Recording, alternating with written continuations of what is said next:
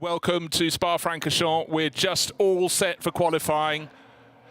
And we started at Mugello, but we've come here to Spa-Francorchamps 2 months later. A little bit of rain in the sky. Track declared wet for the previous session, but it's a great season for the 24H series. Mugello, now Spa-Francorchamps. Then we move to Monza in June. And then the double header we will have in Portugal. Estoril, and most recently Villarreal has been announced for the following weekend. It will end with the 24 hours in Barcelona. It's going to be absolutely action-packed, and really can't wait. But for the drivers right now, they're waiting for the 3 qualifying sessions that are lined up just ahead of us, and it's going to be very, very quick fire indeed. But let's go down to the pits to find the very latest. Down to the pit crew. Well, good evening and afternoon and welcome to what can only be described as a spa day. No, we're not getting pampered and covered in grass or anything and having marvellous massages. We are enjoying the Ardennes weather, which is every single type of weather you could possibly imagine, normally at the same time, Diana. Diana and I, we're rekindling a romance in the pit lane that began 19 years ago in British touring cars. They got us back together. Di, a cracking but slightly complex qualifying session coming up. It certainly is, Nick, because obviously the weather has changed. We talk about the weather a lot, but it does change by the minute here in Spa, and it has done just that. It was sunny earlier, the rain's come out, they're just about to go out for these qualifying sessions. Now there'll be 3 sessions of 13 minutes each. All the cars will be out there on track, but there'll be an 8-minute break in between each session so that a driver can change. 3 drivers from each team have to take part in this qualifying session. Yep, and the drying track is going to make things very interesting, but there is one thing I need to do, and I need the help of everybody watching on the live stream, everybody listening at home, and our commentators. And it's happy birthday to you, happy birthday to you, happy birthday, dear Diana, happy birthday to you. Back to Bruce.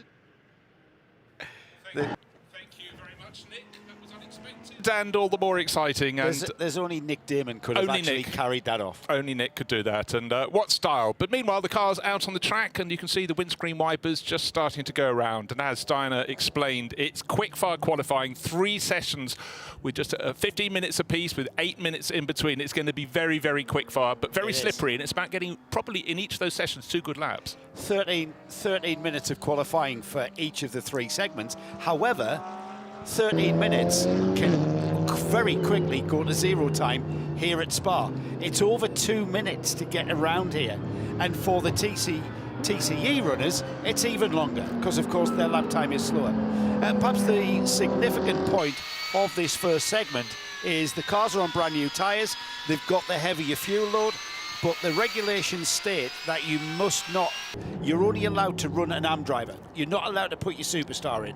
And the logic of that, of course, is, I don't need to tell our learned audience, but of course, you know, the pro driver, the quickest driver will get the max out of those new tyres. And for me, Bruce, I think this works really, really well because you've got a contribution from all of your driver lineup. I mean, the teams have, I'm not sure we've got any team that has 4 drivers. Yes, we have. Yeah, we do. We have quite a few, actually. Yeah, quite a few. So, but there's a massive contribution from the AM drivers. It's not like other series where, you know, the superstar, the quickest driver, the superstar driver, the pro driver will get the chance to put the qualifying in.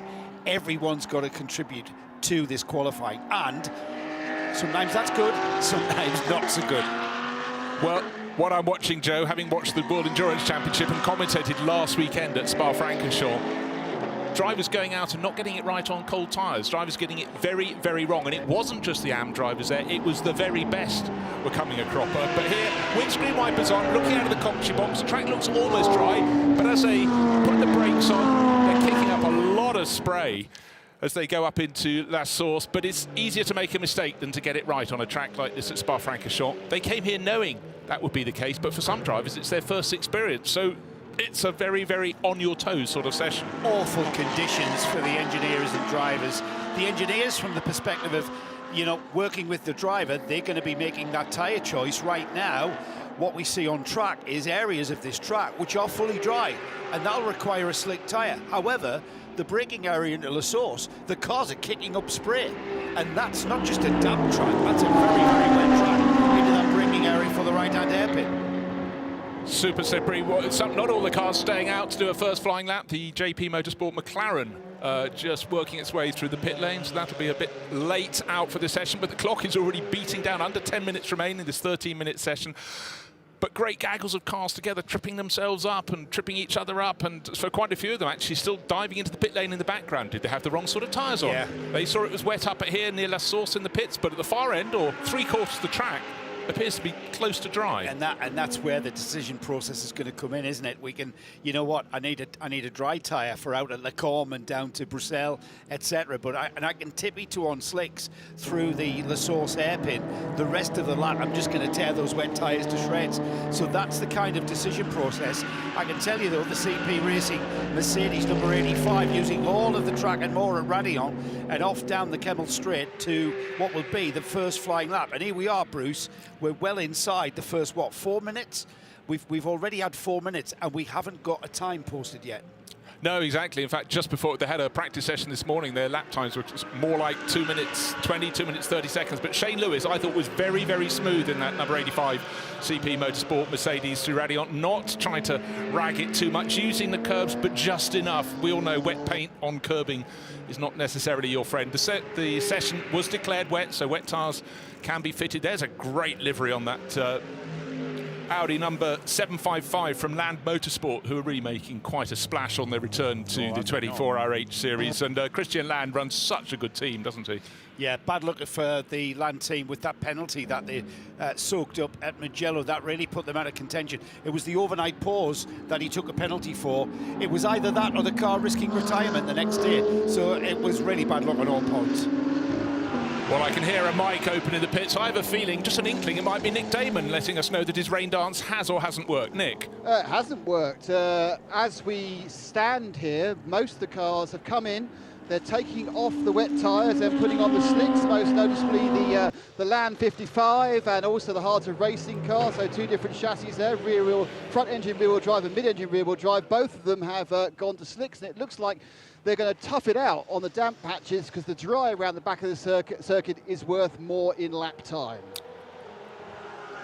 Brilliant, thank you very much, Nick. Exactly what we were surmising up here, and it certainly, as we look at La Source, there is still a lot of spray coming out under the heavy braking into there, but other images from around the circuit, occasional windscreen wipers being streaking across the windscreens, but it's looking pretty good down there. Fastest time so far, 2 minutes 38.5 seconds. Olivier Gomez, Vortex at the top of the table there. That's the GTX class. Yeah, fabulous. You know what, the Vortex team are quite stalwarts of this series. They always enter at least one car. Here we've got they had 2 cars out at Mugello last year. They were with 3 cars at Mugello, but it's great to see them back out there. And you know what, I've seen that car evolve, and there was a little less attrition to take into account in Mugello. That car went round and round and round and spent very little time until very late into the 12 hours did we see those cars after we went, and it was silly little things, not mechanical issues, but things like tyre rubber pickup getting lodged into places it shouldn't, and stuff like that. That's really, you just can't account for. Now, it comes as no surprise that as the drivers are getting up to speed. The right tyres are on the car. We're getting quicker times. 2 minutes 30 flat is the best time. Santalok Junior Team, Owen Bastard. So it's 2 Audis at the top. Olivier Bertels is second for the team that was so impressive. The new team, Haas RT. They're top of the table, separated by half a second. 6 seconds further back to Manuela Gosma in the best-looking car, to my eye, in the field, the metallic green MP Racing Mercedes. So it's 3 German makes at the top, or 2 German makes, Audi, Mercedes at the top, and that Vortex pushed back to 4th position. But we're halfway through the session. We're more than that. Only 5 and a bit minutes remain of this 13-minute session. And still, as the cars come past the pit, the windscreen wipers are beating away. It's tiptoes at La Source. The rest of the circuit, not so bad. Time is not just ticking by, literally zooming by. Such a long lap here, especially in wet conditions as well. That's going to prolong things. 2 minutes 30 is the quickest lap time, so 2.5 minutes to get round here. It's not really a surprise. Teams heading the timing screens already in this session. Santalok Junior Team with Owen Bastard at the wheel of that car. The Haas RT winners at Mugello, won their first ever GT race. Brand new team. Sandrine Haas flying the flag of Antigua, home country, and was delighted to take the win at Mugello. They had a podium at the Abu Dhabi 6 Hours, and then to carry that on to the top step of the podium at Mugello was fabulous. It was one of those races, Bruce, that it was very hard to pick a winner, even when they they had that 2-lap lead. It was still all sorts of action was going on, and it was not until the very end where people's anxiety settled a little bit and they began to enjoy the final stages of that race. And there's no doubt we're going to see that car up there. Now, looking at the 904, which is Red Ant Racing, top of the Porsche charts, if you will, in the 992 class. That's John de Wilde, 7th overall. 2 minutes, he's 10 seconds down on that great lap set by Owen Bastard. But for so many drivers, a little slip here, a slip there, not having a tyre that's uniformly brilliant around the track. But more and more, even looking at La Source from our competitive position, it's not quite as much spray. They're creating a bit of a dry line. But 3.5 minutes remain. Red Ant top of the queue in the 992 class. But it's still Owen Bastard, the white and blue Santalok Racing Audi, top of the charts by half a second from Olivier Bertel for Haas RT. The 992 class, as ever, promises to be a bit of a fist fight as ever here, with the car that's gone quick as John de Wilde in the Red Ant Racing just pipped the. In fact, I just saw the Red Camel's car. And he got taken away. He got taken away for track limits, I believe. Yeah. Yeah, so it was, I was about to talk about Red Camels. I'll talk about the Red Insect, the Red Ant Racing. That's the car that's topping the times. 2 minutes 38.2 is the quickest time in a Porsche Cup car. John de Wilde at the wheel of. But we suddenly had a huge gain from Shearer Sport PHX. That's the team that used to be Phoenix Racing and Shearer Sport. They've joined this year. They're Audi now top of the table. 2 minutes 26.1. And up into second place, Ian James, Heart of Racing team. That's the Mercedes, of course, used to see him with Aston Martins. But Ian is having a real push through this series. Yeah, it's Ian's first time there. Lap time coming in there. I think we might have Nick Damon down in the pits wanting to get in again. Nick? Sorry, that was my error there. I heard a squeak. But anyhow, Sven Herberger, top of the charts, car number 1, and off the circuit goes our fastest lap time there. Just under 2 minutes remaining. The Ravenol livery car sitting nose on to the barriers, and that's probably just the tiniest of little errors. But off he's gone, and that will be no further lapping from him, I'm quite sure. And where exactly did he hit the curb? He just hit a little bit too much curb. Classic damp track, Joe. Hit a little bit of curb, you slightly overreact, and then you get that pendulum motion. And at Les Combes, just across the top of the grass, he went, but luckily stayed clear of the barriers. But up at turn 6, he's got going again, but that's his gun spiked. We've got, just over 1 minute, 20 seconds remaining. He won't get round to do another lap beyond. The checkered flag will greet him after the full 13 minutes. And of course, Bruce, what we saw there was, at the end of that straight, you are really picking out your braking point and trying to gain a little bit of time. Add in the mix a little bit of changeable track condition, and the track conditions last time by might be completely different to what you're finding now under your brake pedal. So we are going to see It's a bit of a trial and error, voyage of discovery kind of qualifying session. And you and I being in the entertainment business, that's what we I kind of love these big sessions sitting here in the commentary box. I hate these sessions when you're out there running a car. It's horrific. It's like you're damned if you do and you're damned if you don't, really. You really are. Right, great to catch a couple of the Audis, because these are the ones that were first and second, and now the bright green car, Santalot Racing, that's Owen Bastard, who's fallen to fourth, and Olivier Bertel's Hassarty behind. And even as we go towards the end of this session, another car running off, one of the Audis in the TCR class. But the cars that could potentially go top are running nose to tail, with Owen Bastard, the Santalot car 26, the Audi behind, this fellow Audi, car 21 from Hassarty, with Olivier Bertel's Belgian racer, home ground. Now, quite a few drivers, of course, they all love racing at Spa, but the person with the most racing experience is probably Ian James, who was here last weekend with the World Endurance Championship, but now he's in a different car, but he's second in the charts for the Mercedes AMG, the Heart of Racing team. It was car 121 that went for a little bit of a wonder. Make sure you can drop right. Pitch that. That's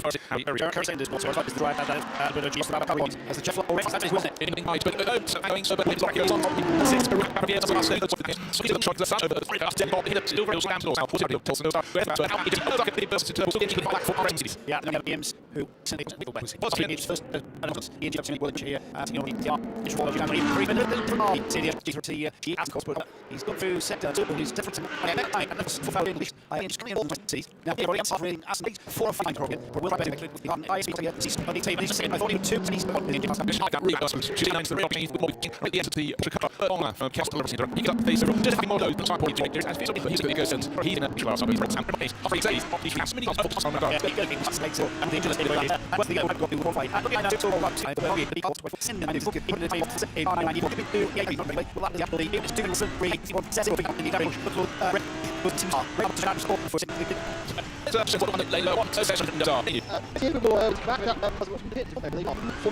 and it's gonna be, you know what the saying is, and I'm going to say this more than once as well across the weekend, endurance races are won on the pit wall, and there's none more so a place than here at Spa because of that, because of the weather, because of the changeable conditions, and there's going to be an element of luck that you're going to need as well to be track position wise when we talk about code 60s coming in.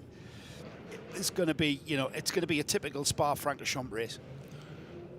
Well, of that you can be sure, but of course it's so quick fire. The checkered flag was waved, the cars report to the pits, and already the cars that came in as soon as they could are sitting at pit exit, ready to get back out there.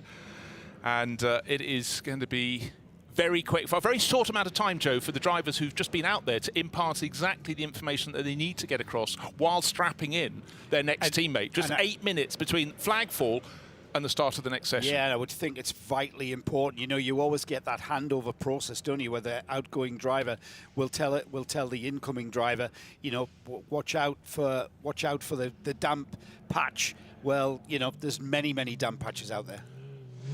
Most certainly, Joe. But let's go down because Nick is in the pit lane. Let's hear from an interview with the driver who was quickest. It's not Nick. Myself, Diana, I'm here. I've got to work on my birthday, you know. I can't take too much time off. Owen, you've set the benchmark during that first session, but first of all, tell me how conditions are out there on track. Yeah, it's a bit tricky out there. First corner is a bit wet, I would say.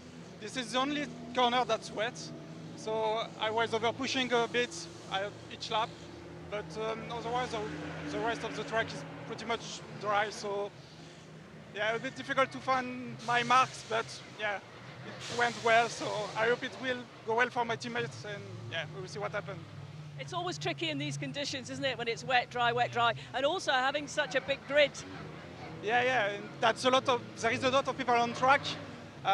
It's difficult to manage the traffic because some amateur are not used to wet tracks, so you need to find some space and be able to do your time, but yeah. I find at least one lap and it was enough. Thank you. Thanks. Thank you very much. And quite clearly, that was not Nick, that was Di down in the pit lane. So my error there. But Owen Bastard, I mean, the last couple of years have been phenomenal for his career. He stepped in and stepped up. GT4, tick. GT3, instantly very quick indeed. And again, chalk up another track in which he's shone. But of course, he now has to rely on his teammates because it's 3 qualifying. Just explain, Joe, how the 3 qualifying sessions knit together. So what we've got is 3 30-minute qualifying sessions where 3 separate drivers. The session we've just had, the first segment, you're only allowed to run an AM driver in that because we've got fresh tyres and we've got a full fuel tank, or a fuel tank that will get you through 3 13-minute sessions.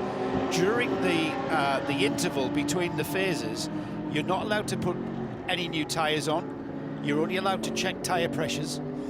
You're not allowed to refuel, so the fuel load will come down. And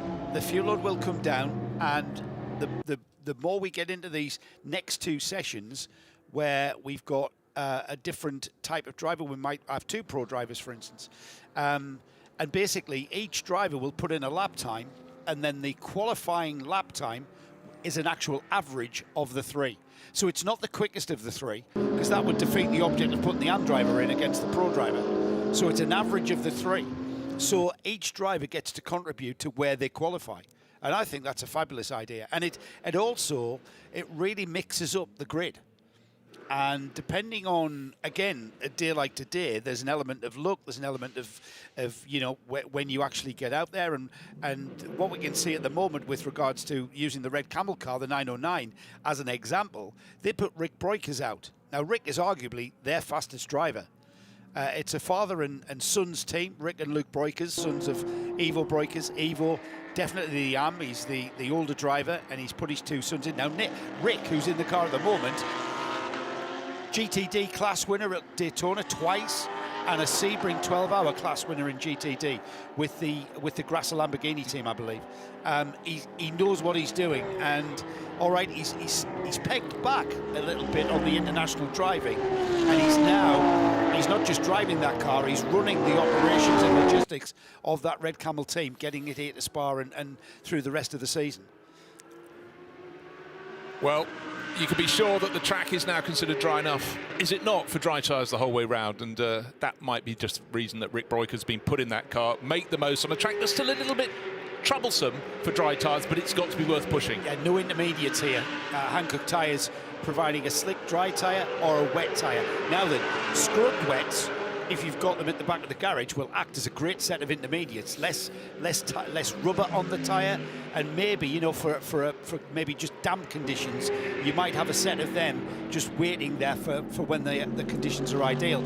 Plus, if there's rain forecast, which there is right now, it might be a kind of a worn wet that you need rather than for torrential rain. It could also be this, if rain is forecast for the next 20 minutes, it could come in and hit the driver who's going third. So if you've got someone who can maximise these slightly greasy conditions, well, let's see how it's going to unfold. And likewise, Roman De Angelis has been put aboard the 27 Heart of Racing team Mercedes. We know they're already 2nd overall on the aggregates after no aggregates after the first qualifying session. But, you know, the tall Canadian is very quick. He's still learning his way on European circuits, but could be a very, very sharp tool. And you know what, to put him in the car 2nd, he's going to still have a lot of tyre underneath him, so that's going to benefit him greatly. I mean, Gray Newell, again, he's an AM driver, so they have chosen to put the I can't believe Roman De Angelis is still a semi-pro. I mean, you know, considering his experience and his speed. Yeah. But he's classed as a semi-pro, so he goes 2nd. He's not allowed to go 1st. So you'll see that car optimised now. Of course. Now also looking not too shabby a name to go into the Audi that's sitting 3rd overall. Shearer Sport PHX. Oh, one Pierre Caffer. How many years has he been racing those Audi R8 LMSs? He should be very quick. And as I say that, he just puts in the fastest 2nd sector of anybody. So he's still got it. Current champions, of course, in the guise of the Phoenix team. Shearer Sport taking over. I think that's Shearer Sport with Phoenix, actually. So a bit of collaboration going on there for the #1 car, the Audi R8. And it was a car that missed the first round of the European season at Mugello last month. So they're out for the first time and will want to maximise their run here this weekend to give them a better chance of retaining the championship. Just looking to see who else is flying in some of Matthias Besch, Modena Motorsports Porsche, brand new. It's one of the brand new cars. They're down in 19th position, Modena Motorsports, but he's just put the fastest 1st sector of anybody. And Pierre Caffer goes top, 2 minutes 24.891 seconds. So that's already 0.8 of a second quicker than Owen Bastard managed in the 26. Santalok racing Audi to top the first session. That's good, but I'm just waiting to see how Matthias Besch will move up. Oh, there he goes. He suddenly shoots up to 4th place, becomes 5th place, because the best of those 992 Cup class went ahead. That's Rick Breukers, so he did exactly what he was required to do. But the order at the moment is Pierre Caffer for Shearer Sport PHX, Santalok Racing Junior Team, also an Audi, and a third Audi now with Mathieu Detry at the wheel. That's Haas RT. The best of the rest is Rick Breukers, 4th overall in his 992. A lot of cars being pinged, Bruce. Yeah. I saw the Kobe de Breukers Red Ant car going right up there, 5th overall, and then disappeared. So the officials really are getting a handle on the track limits there. He was right on the tail of the Breukers Red Camel car. Another car to keep an eye on, Stefano Monaco at the wheel of the HRT Performance number 967. They've gone 6th overall, and I'm just going to pay attention to the averages now as the 2 times being set. We're now going to focus on the averages. I'm just going to throw someone into the mix. He's down in about 20th position, 24th actually. Land Motorsport Audi. Oh, Christopher Mies. He's quick, isn't he? Now, where's he going to go? He suddenly gets it. Oh, up to 4th place. So it's 4 Audis, 2 Porsches, an Audi and another Porsche. Fairly consistent at the top, but the Audi crews have got the smile on their face. But what's the clock say? 6.5 minutes remain. Time aplenty to go on. 919 Porsche facing the wrong way at La Source. So that tricky wet area, that's one of the Black Falcon Team Techstar cars, and that's got going. Matt Kehoe, American racer, has got it going again. So luckily didn't hit anything, but that won't have helped the tyres enormously. But again, it's slightly damp up there. Oh, we've got another car off up there. It's orange and it's facing sideways across the track. Is it one of the Vortexes? I can't quite see. Now at La Source. Or is that the Red Camel Porsche? No, it's not. It's a Vortex. Is it a Vortex or is it a McLaren? No, it's a Vortex. It's Vortex. It's all orange. I apologise to McLaren. It's a Vortex. Now then, 2 cars off at La Source, a Porsche, the Black Falcon Porsche, and the Vortex. Yeah. Right. Wet. It's apparently it's changing conditions in the pit lane, Nick. Yes, I'm not surprised they're off at La Source, because it's raining again in the pit lane and therefore along that straight from the bus stop chicane. It's not chucking it down, but there is enough precipitation to make the unwise get caught out by a sudden change of grip when they get to that corner.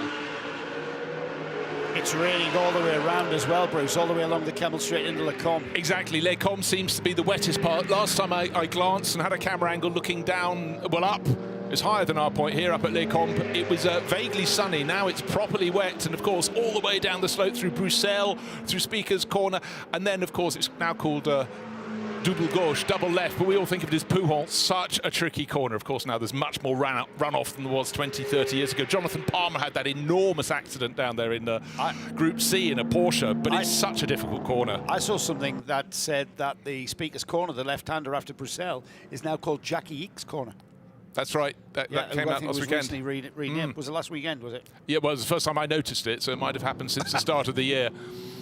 Now, there was this concept, a little bit greasy at the start of the first session with a little bit of a wet track. Then it dried out, put the big guns in, but now they're having to earn their corn. This is very, very tricky indeed for them, because it's still, as you come up through Blanchimont, it still seems to be fine. Pits, as Nick Damon just reported, little bit rain coming through. That appears to have blown past, but certainly the climb from Rédillon all the way up the Kemmel Straight to Les Combes. But even as we speak, that doesn't appear to be quite as bad as it was a couple of minutes ago. But for every driver, is that kernel of a seed of a thought in their mind. Yeah.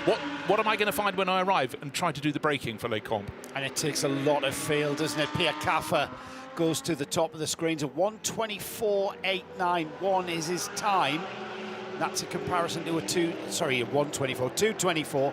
2:26 was his teammate's time in that number 1 Shearer Sport Audi.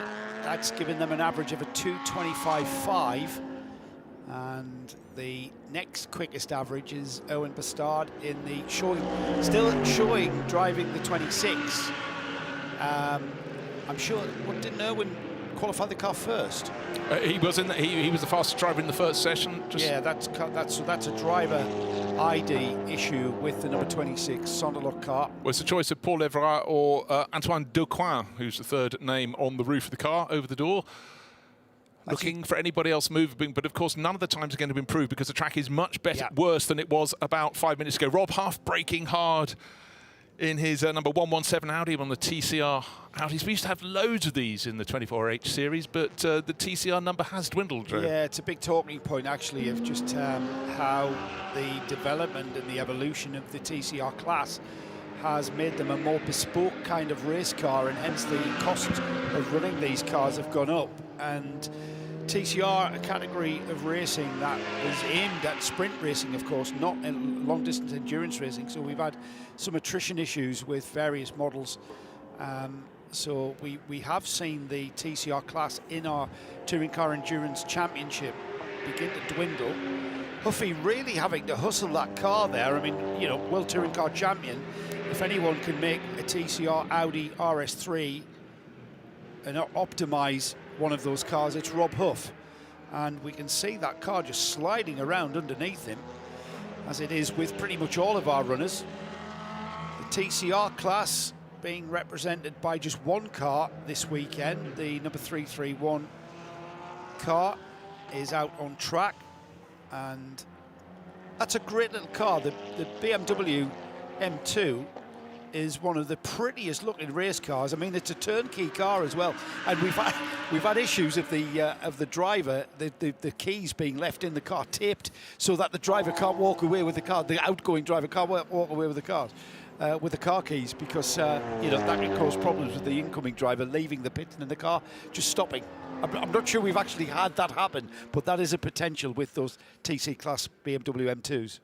Yeah, I see a lot of them racing on the Nürburgring Langstrecken series, and they are arrive and drive, and their numbers have swelled over the years. But that whole concept, I've got a BMW at home, and I constantly walk into the house with the keys. My wife gets it and then can't drive it off. But it's probably a good thing, knowing Vanessa. Yeah, well, there you go. There you go. Right, so that average at the moment, 2 minutes 25.529. That's the average, because the best lap was set so far. Pierre Caffer, who's in the pits. Almost everybody is now in the pits. I think they're missing Nick and Di. They've come in to have a chat with them, perhaps, but there's no point continuing this session. It's come in. So let's go down. I talk about Pierre Caffer, and the man in the pits who needed to catch Pierre has done just that. Nick. Pierre, it's great to be fast. It's even best to be fast at exactly the right time as far as the wet, dry nature of the track's concerned.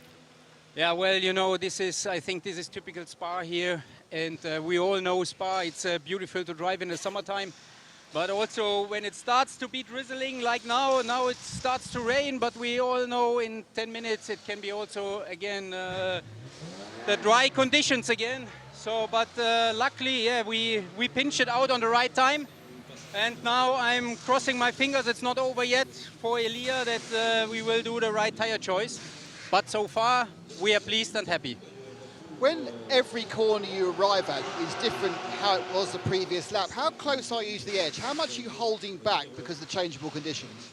Oh, well, I think in a qualifying, nobody holding back, first of all. And second of all, yeah, you have a little bit of safety margin, but not that much in a qualifying, because qualifying is qualifying.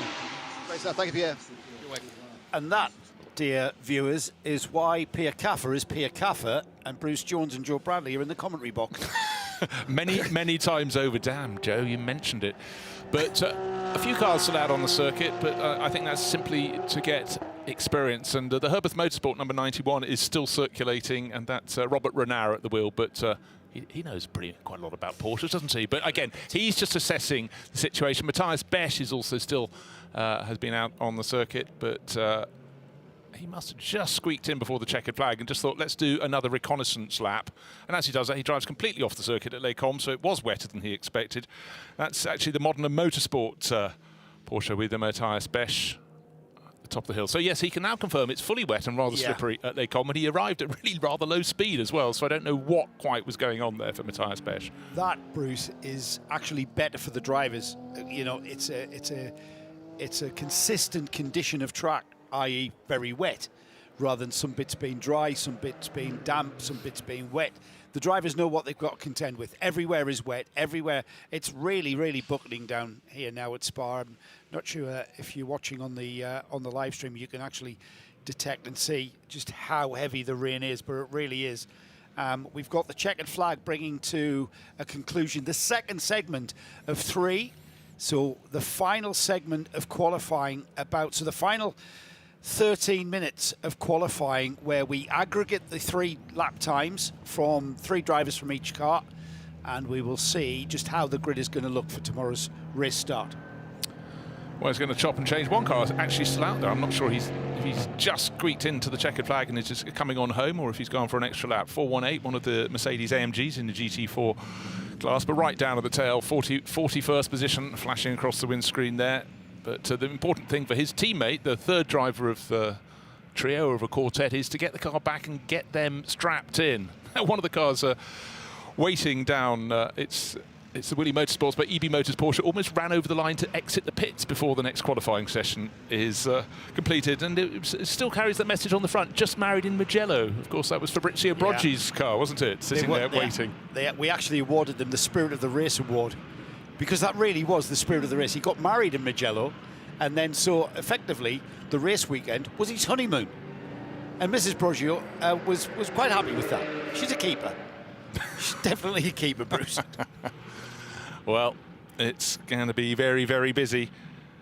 And the last car will be coming in. But clearly most of the teams decided to back out of that session. They knew they weren't going to improve towards the end as the rain became considerably heavier. And now they're all jockeying for position to drive up from the top pits around the corner on the inside at the source and down towards pit exit. A tractor's going around to clear up possibly some gravel that was brought back on the track. We had a few cars running off through the gravel, but it's also that dreadful moment when they come back. I'm back on the track, and yes, well done. You just dropped all your gravel.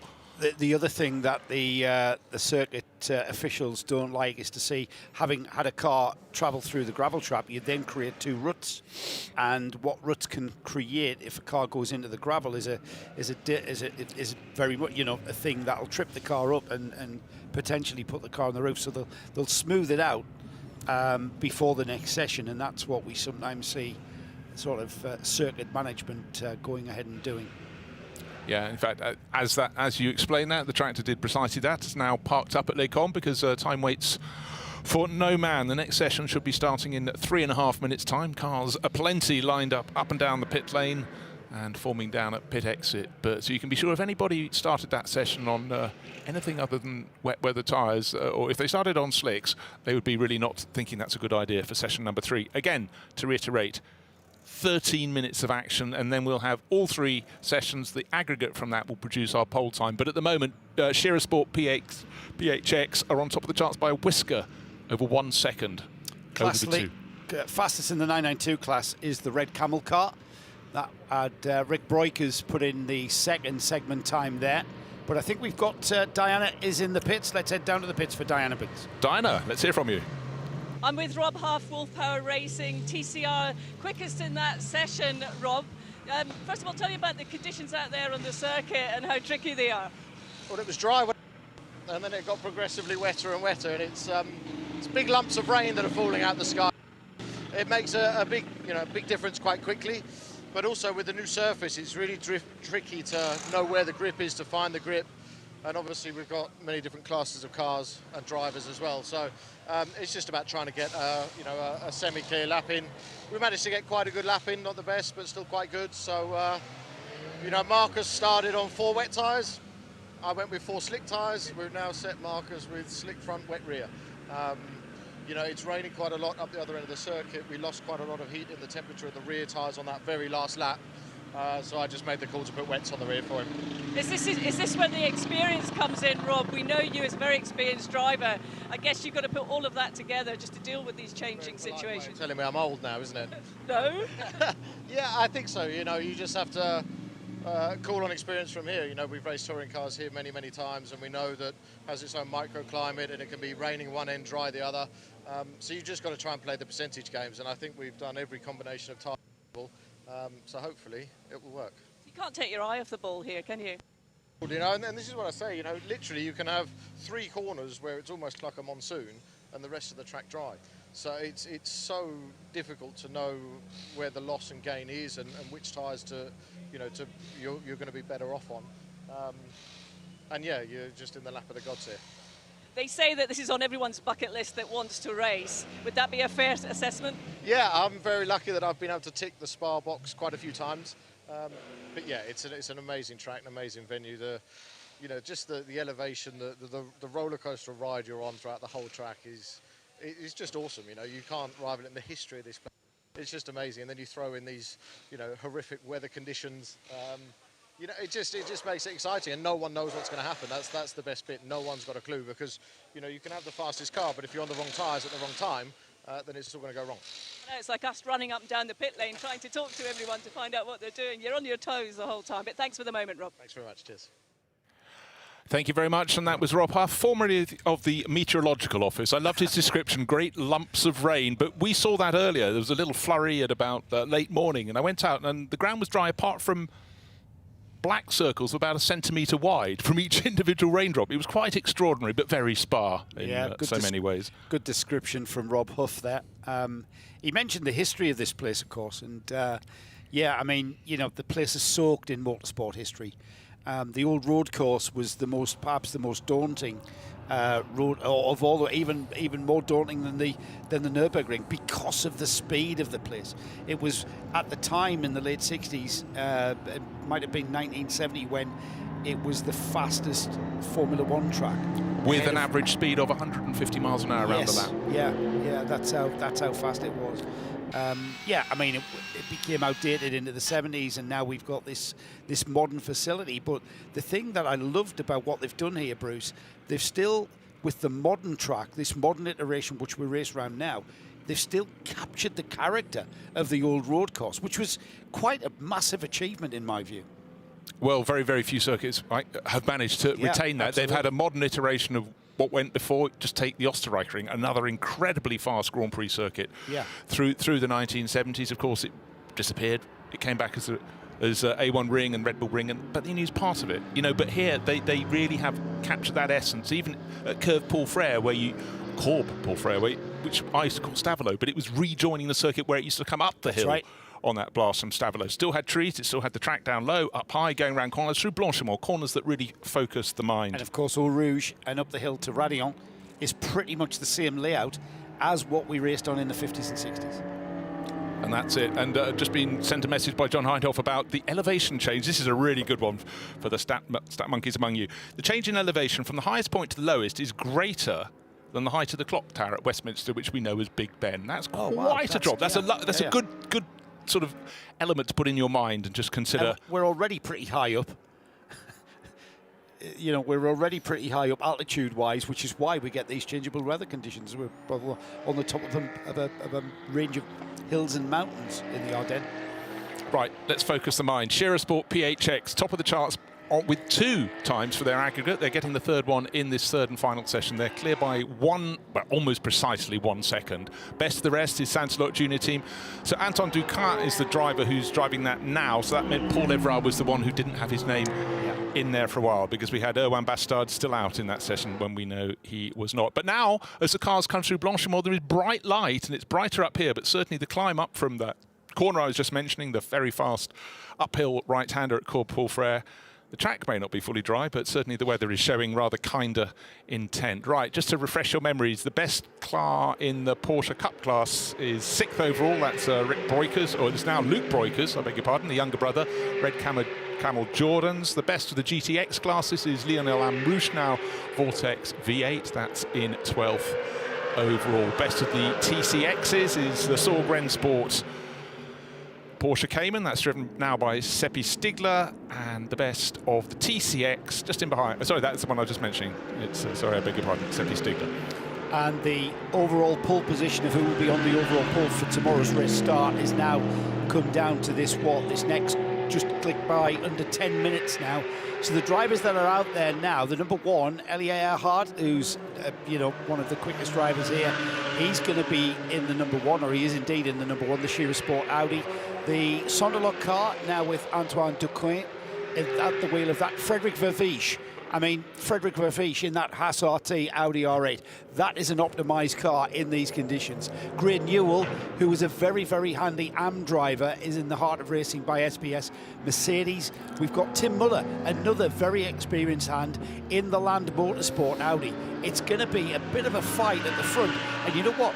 A car that we've not mentioned yet, the 91, the Herbeth car, that has been out there and just languishing outside of that kind of attention zone that we give the top 5. That car currently is in, where is it going? No, 7th overall, and they're on an aggregate time of 2 minutes 30, so a little bit off the pace for that car.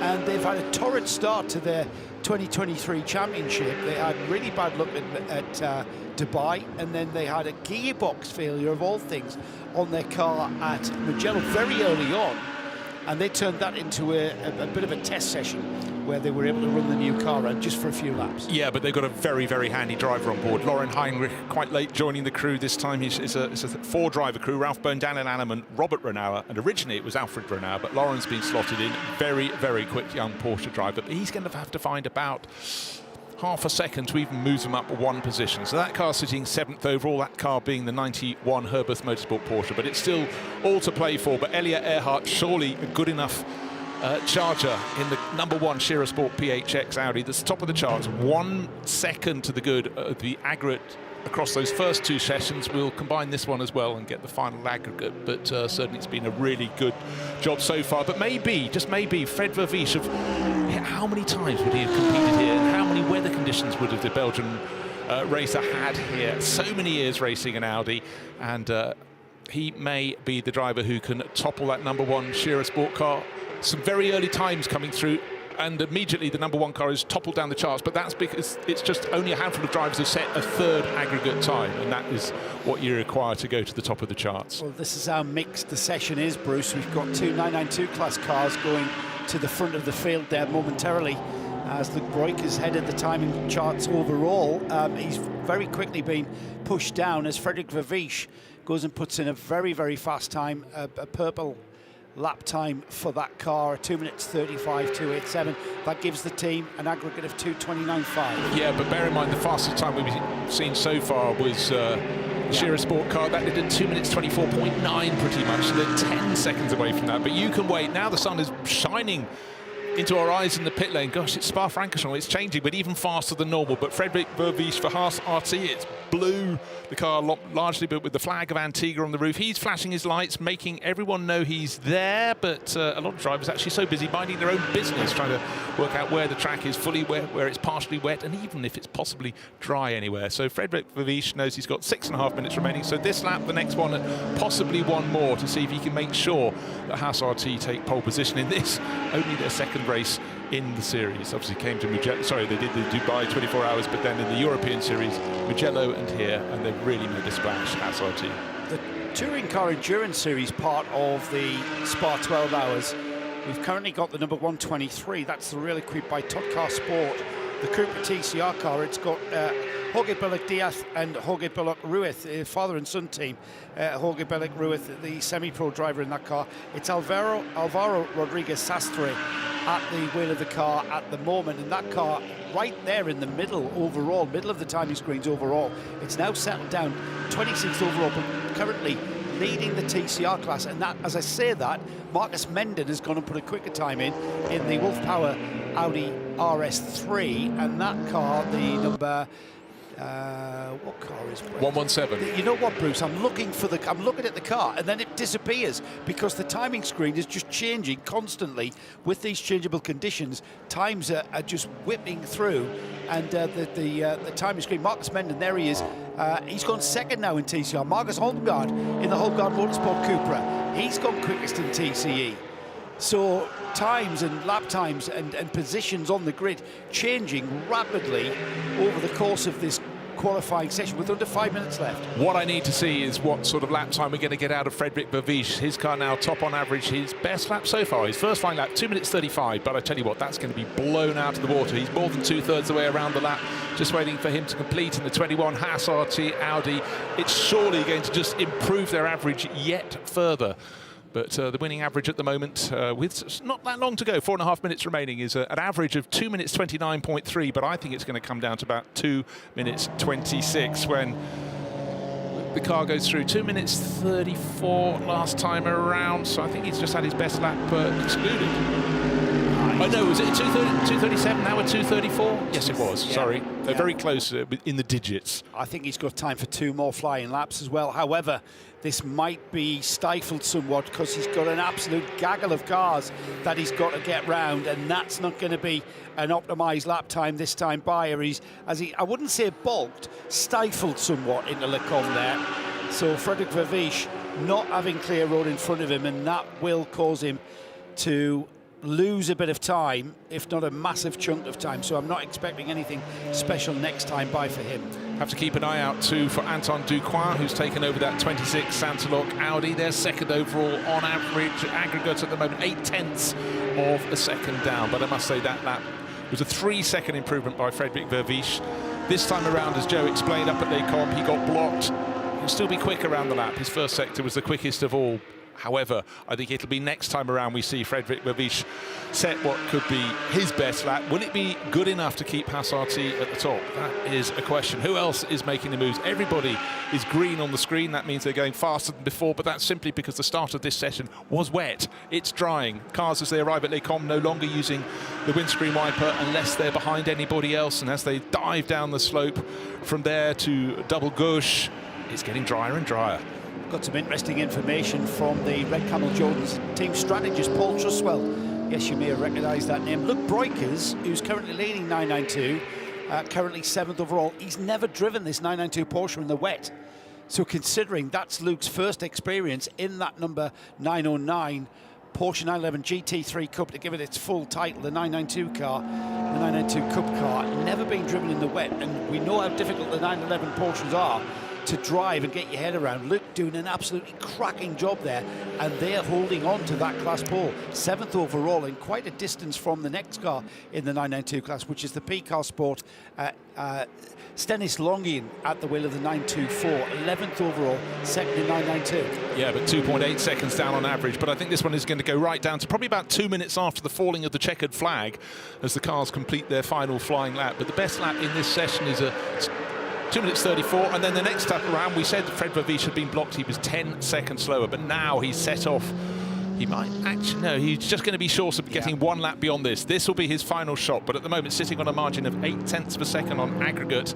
And of course, all the cars out there have got aggregates across 3 sessions, which they need to count towards qualifying. It's just a question of how much people improve this time around, and will the order change? Let's just go through the order. At the very top, it's Fred Vervisch for Hassarty, second place Anton Ducoin for Santalok, and the car in third had just come into the pits. There'll be no improvement from Shearer Sport PHX. 3 Audis in the top 3 positions, then Gray Newell doing another really good job for the Heart of Racing Mercedes crew run by SPS. But is there going to be any movement? Let's see. Yeah, TCE as well. The Holmgaard car is chasing down that class pole.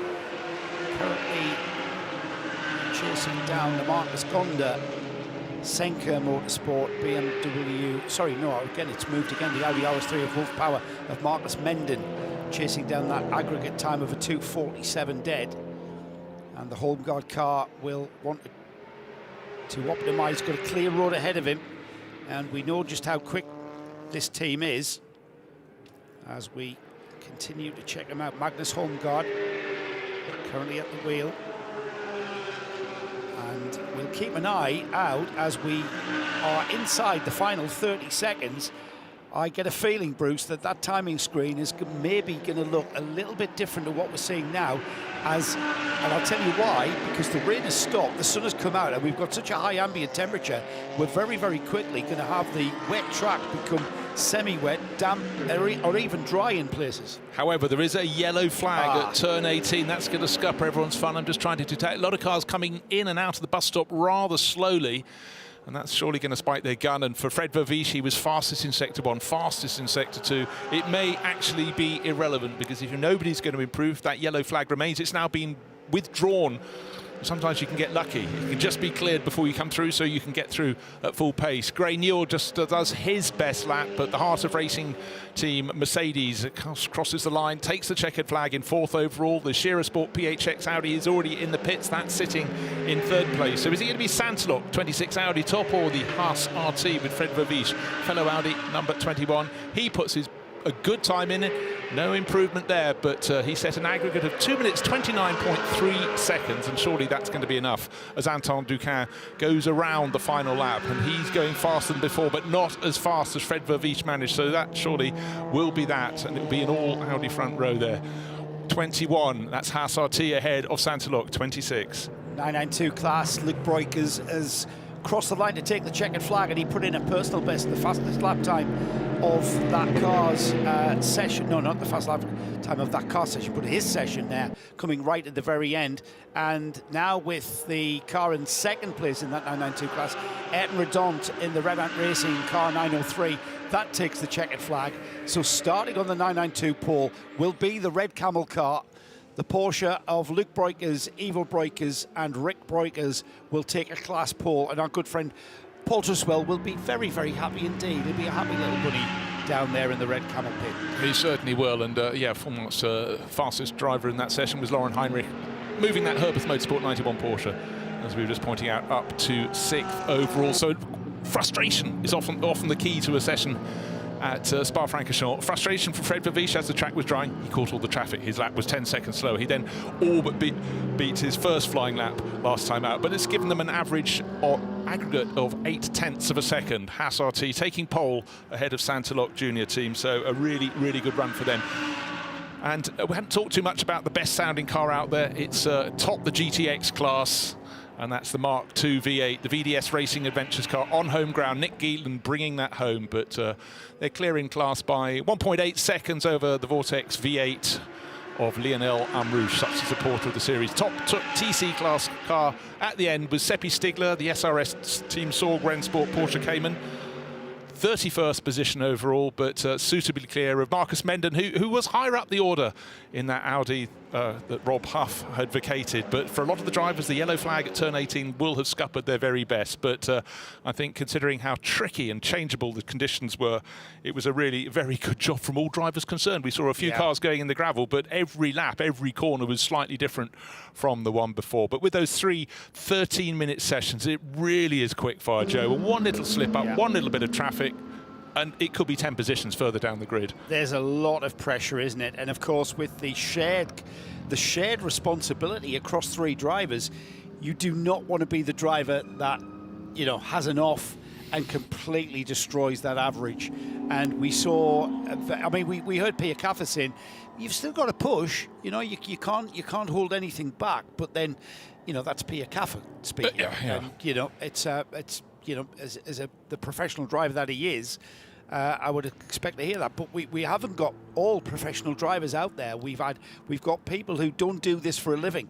And in that changeable condition there, I think a massive round of applause that we did not see at any point any red flags.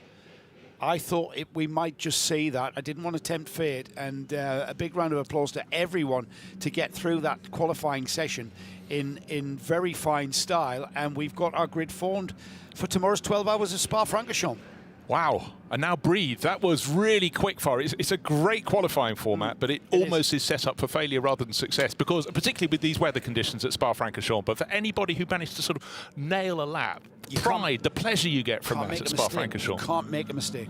But fastest of all across the 3 sessions, car number 21, Haas RT, Sandrine Haas's team, with the flag of Antigua on the roof. And 4 drivers, but only 3 sessions. Stéphane Perrin, Olivier Bertel, Frédéric Vervies and Mathieu Detry. So the 3 Belgian drivers, which was Bertels, Vervies and Detry, did the qualifying times.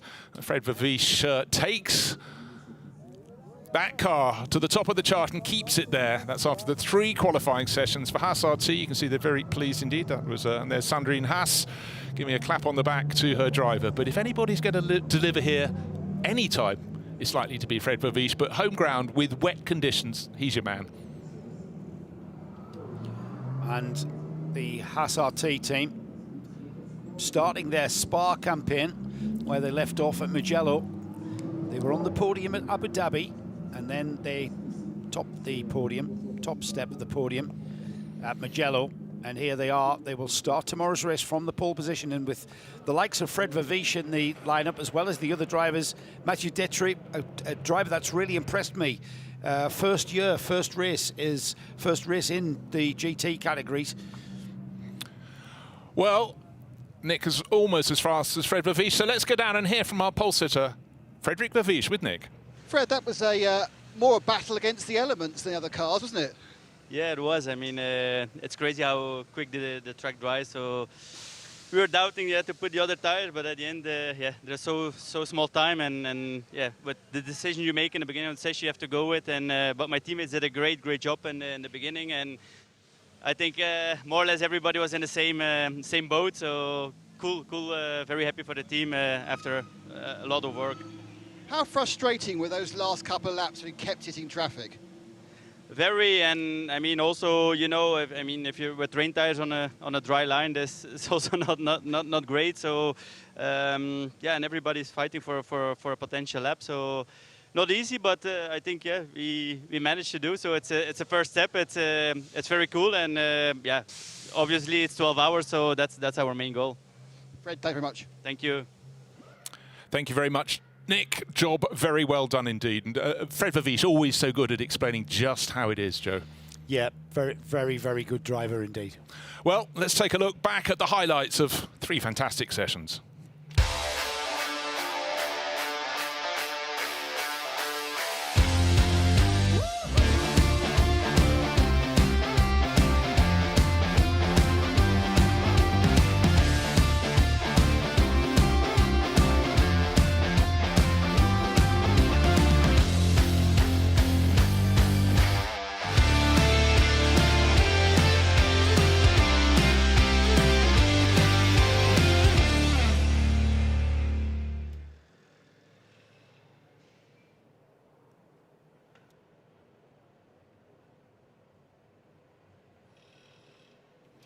So do join us tomorrow, 11:50 the start of the race, and 11:05 we'll start the programme. First of the 2 parts of the 12 hours of Spa-Francorchamps, 6 hours tomorrow, Saturday, and 6 hours on Sunday. It's going to be fantastic fun. What the weather will bring, that is absolutely anybody's guess. So do come and join us. We certainly think the grid has jumbled itself up, and we'll have the many classes racing across the entirety of that time. 6 hours tomorrow as the cars then get put away and come back to do it all over again on Sunday. I think it's going to be fantastic. 50 cars coming out to play on the world's greatest racing circuit. No wonder the 24H series has so much fun here at Spa-Francorchamps. So goodbye from us. Do join us tomorrow.